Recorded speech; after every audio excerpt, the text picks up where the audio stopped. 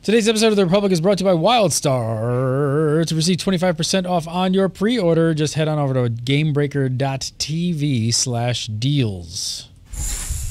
GameBreaker TV.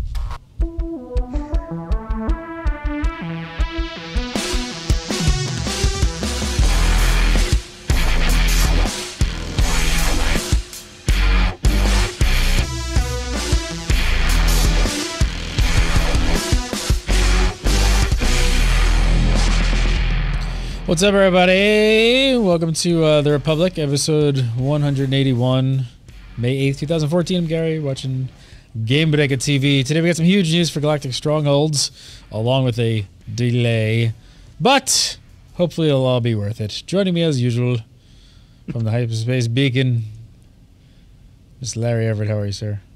I'm good. Doing great. Excellent. I got a new set. I know. I like it. I like it. Yeah.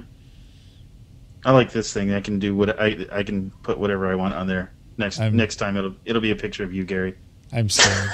I'm scared. Stalker. Just don't post that Alf picture. Joining us as well, Laura Williams. Hey guys. Seal.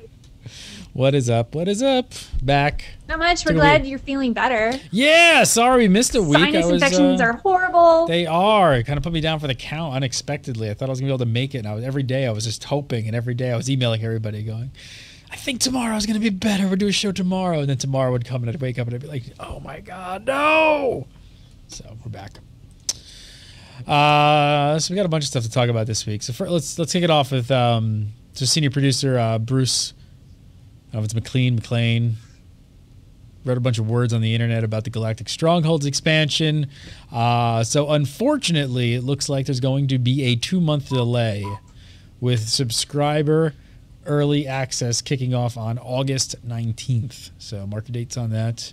That's a month everyone else gets in. What do you guys say? Was the writing on the wall for this? Was this in the cards, or did this kind of just come out of left field, or? I believe this is kind of unexpected. I mean, they did already set the expectation that we would see things come rolling in a little bit, well, on a more regular basis, like they said, a 9-week cadence and that kind of thing. And we kind of expected it a little bit earlier, but I mean, to be honest, given what they're adding to it. And since they're not just they're not just saying, oh no, this is going to take us a little bit longer than we expected. They said no, this isn't up.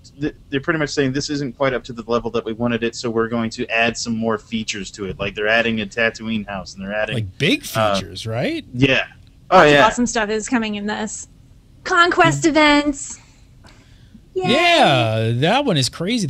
So. Most people assume when they delay stuff, it's just like for polish, things like that. It's like, no, they're actually putting some pretty big major features into it to delay. So the big one, like you just said, one of the Conquest events, guilds conquering planets. Mm-hmm. In a weekly Use the power of your stronghold. That sounds awesome. How do you guys think this is going to work? Well, they said flat out it is going to be, at least for right now, PvE missions. So no PvP coming yet. Yeah, but I think this is a good pathway leading possibly into PvP. Ooh, that's a slippery but to start off slope. with, they are going to be PvE.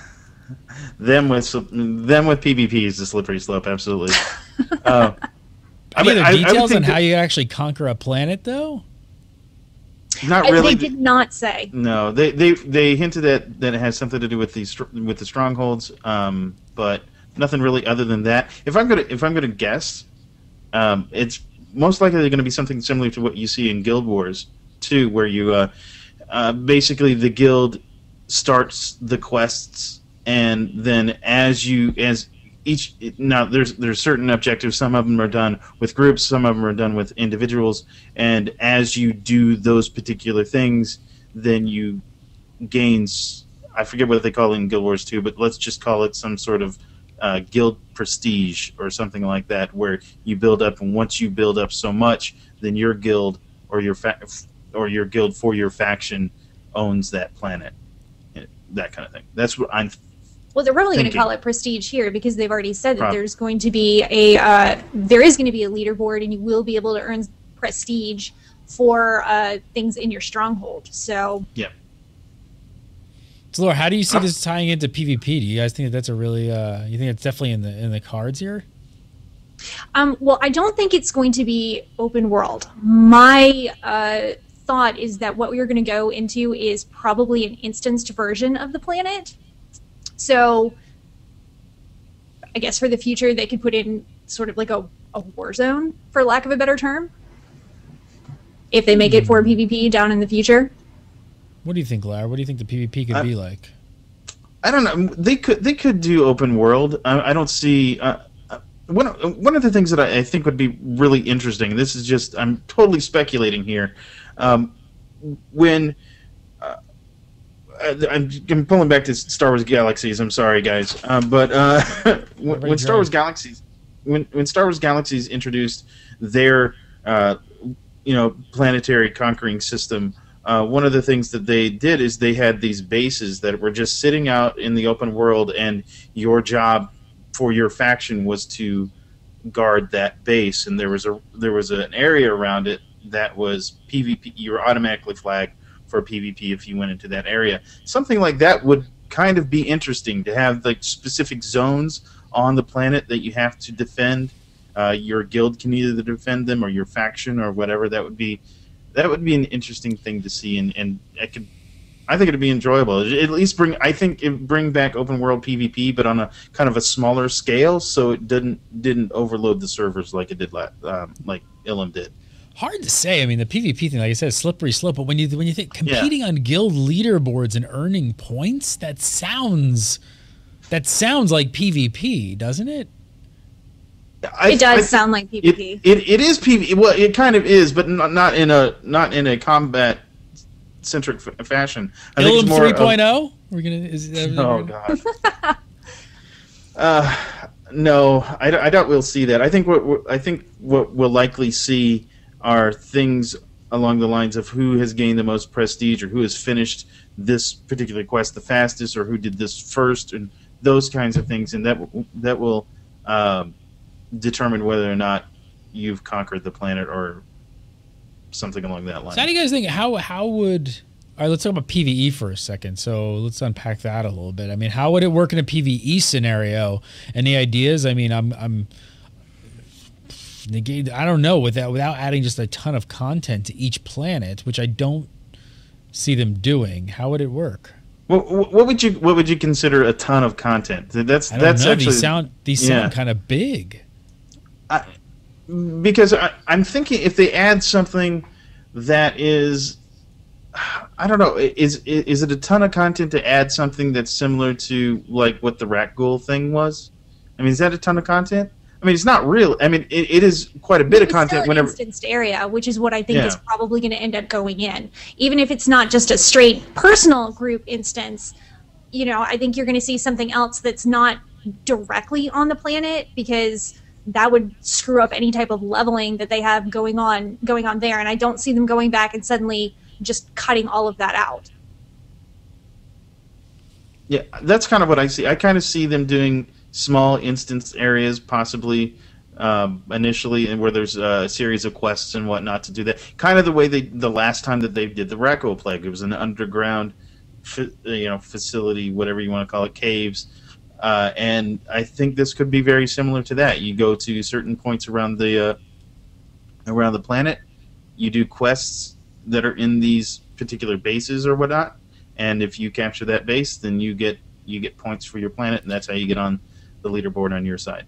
So what do you guys think? I mean, they're saying weekly Conquest events. It sounds like that would be a different planet each week. I would assume. I doubt more than one, right? I'm actually thinking it's probably going to be multiple planets at a time. What makes you think that? Why would you not have multiple planets at a time? I mean, you're not going to send everybody to just attack Tatooine one week. You got to have multiple fronts. Well, one of the things they said is that you're going to have your guild ship floating around the planet. Well, if you can't, and they actually showed in the video today that just came out today, they showed the guild capital ship going through hyperspace. So you can move your ship, and that's one of the things that's kind of making me think that, along the same lines as what Laura's thinking, is that now you're going to be able to move your guild capital ship from one planet to the other. So that means that conquests can happen from one planet to the other. And plus, you can teleport all your people to you. Yeah. Through your capital ship. So, just another reason, get everybody there really fast. What do you guys think this means? So, guilds that conquer planets will earn special perks and rewards. I don't know whatever that means. I don't know. Do you guys think that they're going to be like permanent rewards? Do you think it's just, you know, while you hold a planet, like temporary buffs? Well, some of them are probably going to be decorations. So things that you can put into your either capital ship or into your own personal homes. I would imagine there's probably buffs that are going to come, and that's going to be tied to, I'm thinking probably a weekly basis. They haven't said how often the leaderboards are going to reset. So if it's on a weekly basis, maybe for that week, if you are the top winner, then you get to have increased leveling experience going through that planet for your alts. Or something. Maybe you get new recipes for crafting. All of the above? That would be a really good idea, by the way. All of the above, yeah. They should see about adding that in. I would definitely think that there's some kind of permanent reward in the sense that, oh, we were the top guild for this week, and so therefore we get either a title or some set of armor or rank or mount, maybe. But something along that line. So the reason that all this is coming together, right, is because it's all tied into guild flagships. And yes. Again, we do not have a ton of details. But what do we know? You'd be using your capital ships to take part in these conquest events, right? It appears that way. It said Stronghold, but then they also said later on in the original thread that capital ships would be involved as well. So I don't know if it's going to be two separate attacks. Yeah, details are very sketchy. It's very little. It's extremely sketchy at this point. We don't. We know. Okay, we do know that. We'll put it this way. This is what we do know. We do know that guild capital ships are involved, but we don't know how. And we do know that strongholds are involved, but we don't know how. We know that having a flagship in orbit will give some powerful buffs to guild members on the planet. That's about it. We don't know what those are. Right. Yeah, it's still all coming together. I mean, guild capital ships, Starfighter combat, planetary invasions. I don't know. What's the overall consensus here? Do you feel like the BioWare is actually really moving into the classic Star Wars kind of scenario? It all kind of does seem to be coming together. I think it's going to be a lot of fun, and I'm really looking forward to it. And I hope that people are willing to give it a chance. I think one of the things that has really been missing as far as narratively as far as SWTOR has been concerned is we've kind of lost touch with this whole galactic conflict in general, because we've been fighting Hutts and we've been fighting Dreadmasters. We Imperials have not been fighting Republics, and Republic people haven't been fighting Imperials. It's always been them after this third party, and it kind of separated themselves from this big galactic conflict. And narratively, it's incredible to see this coming back. That we're going to get to see this war that's happening instead of it just kind of happening peripherally. Like even during the leveling up process, the war, except on Corellia, the war was pretty peripheral. You didn't really touch it a lot, and it's good to see that now we're going to really kind of experience what the war is like. Yeah, a lot of updates. On top of that, a new housing option on Tatooine has been added. Yes, which I'm glad. I think everybody's kind of looking forward to that. I mean, honestly, I'm not looking forward to that. Okay, except for Laura. Except for Laura. There always has Who to be wants to one live in the person. desert? I think we'll see. The thing is, I think people are kind of looking forward to. You need a moisture farm. It's Tatooine. It's I'm classic. getting a house on Nar Shaddaa. Okay, I want the house on Nar Shaddaa. Yes, I'm all. I don't love want to be Nar a Shaddaa. moisture farmer. That's what I have evil minions for. Maybe Jabba's. How about Jabba's palace? That would be kind of sweet. If it is more like a Jabba's then palace. I'll have a Jabba's palace on Nar Shaddaa. If it's more of a Jabba's palace kind of thing and not a moisture farm, I think that would be really, really cool. Finally, you got what? More updates: vehicles, mounts, pets, companions. They can now be placed as decorations in your houses. That'll be new. So that's kind of funny. Were they going to launch with that, or is that just something you think they added in? They said that is. They were not initially going to launch with the mounts and companions I think were already in there, but mounts and pets they were not going to launch with you being able to put those into your stronghold. Now you can. They said we're definitely going to be able to put that in before launch. Any details on like how? I'm really hoping that this means that mounts are going to become legacy wide. Because I have a lot of really cool mounts on my sniper that I would like to have on my other characters, and I don't want to have to go farm them. So, BioWare, please, please, please tell me that this is what that means, along with all my pets. That would be awesome. One thing that they did say is that your stronghold is going to be legacy-wide. They do not have details on how that is necessarily going to play out with the different factions. But everybody in your legacy will be able to get into your home, except for the people they can't get to, either Drummond Cost or Coruscant. So what that means is that everybody is going to roll a Sith warrior and get Vet as their companion, because you can put your companions in your stronghold.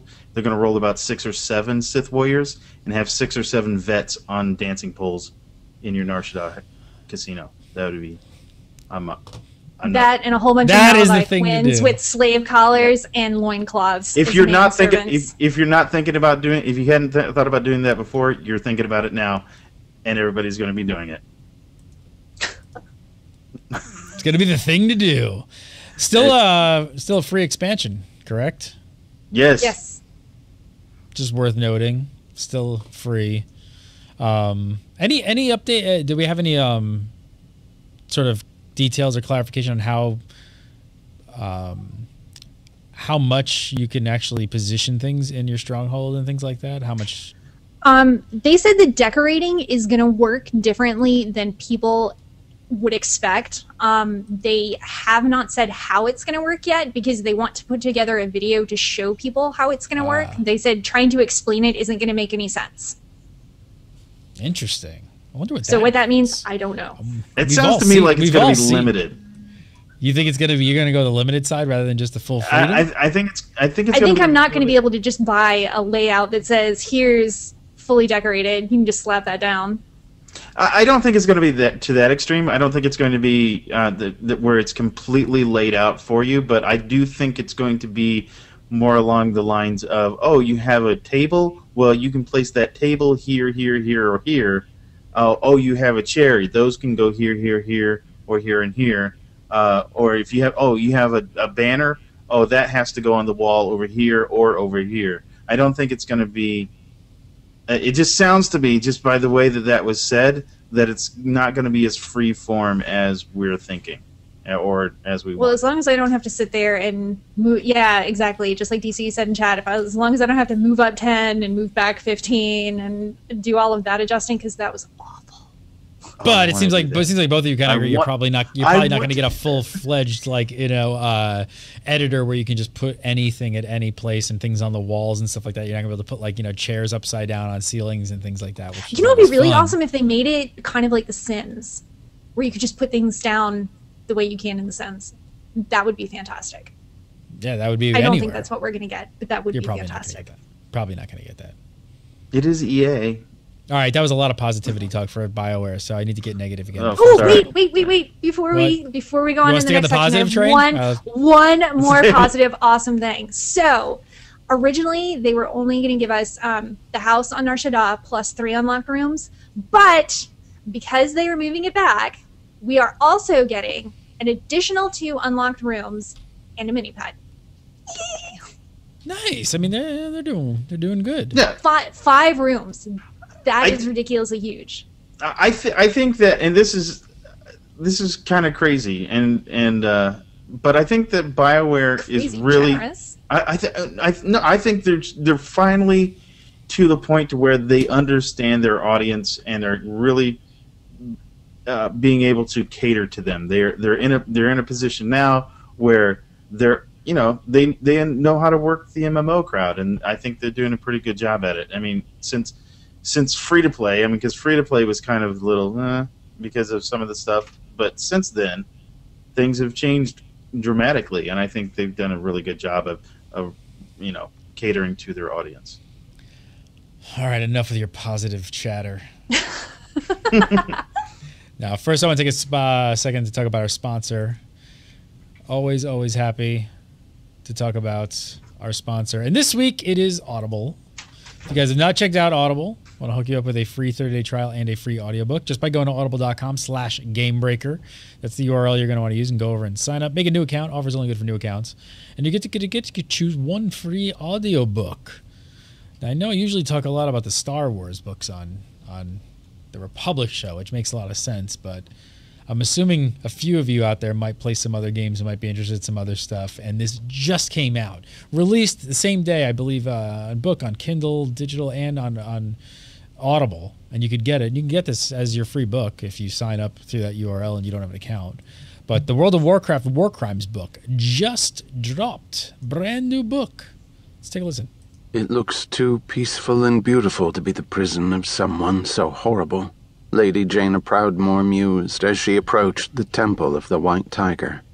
She, the Blue Dragon Calicos, Ranger General Verisa Windrunner, and King Varian Wrin rode in a cart drawn by a steady-footed yak, whose fluffy fur indicated the beast had been freshly bathed.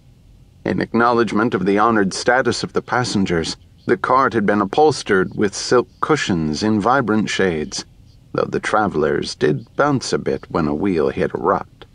I love listening to the WoW books on audio formats for Audible.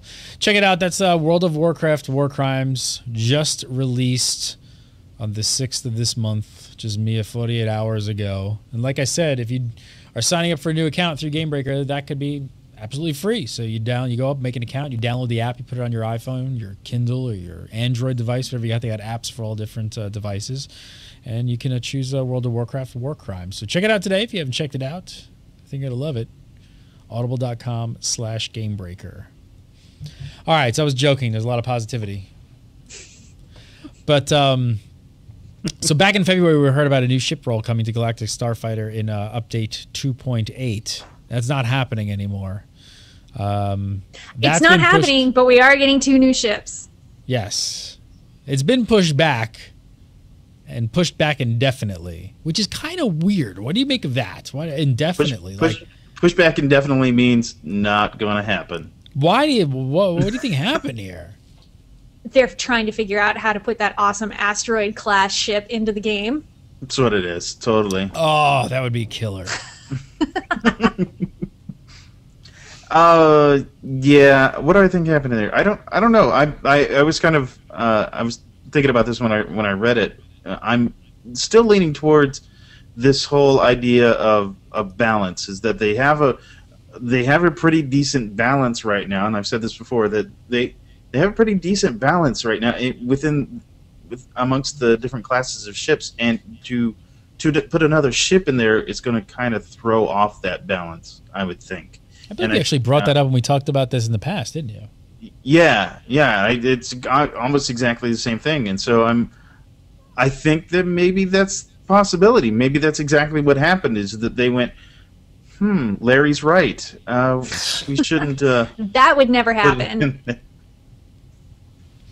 I don't know if I can remember. Like, it's just an interesting take on going indefinitely dark on that, because I don't know if I've heard that really happen. Maybe they just jumped the gun a little bit, like you said, and realized, like, hey, we think people want this. Let's tell them they're going to get it and make them happy. Then they realize, oh, maybe that's not a very good idea. I don't know. Yeah. But push back indefinitely.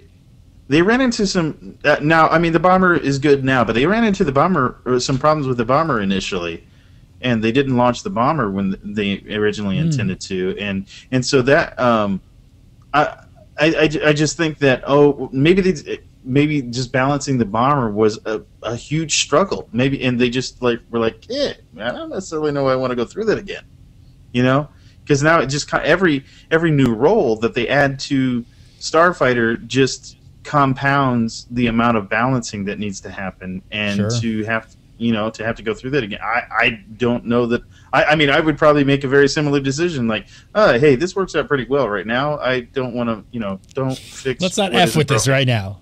Yeah. Let's just leave that alone. All right, next up, I'll leave this. I'm going to open this up to both of you. Insert bitchfest here. So update 2.7.1 hit the live servers, which means that PvP Season 2 has started, which means I will let you two bitch about the fact that they haven't told us what the rewards are going to be yet again. Am I right? Nope, not yet. But that's all right, because we can assume that it's going to be something awesome, just like it was last time. That's what you're going to go on? PvP season. You're just going to go on assumption, and you should just start doing it now so you can get them because they're going to be good? Because assuming about BioWare has never bit us in the ass before.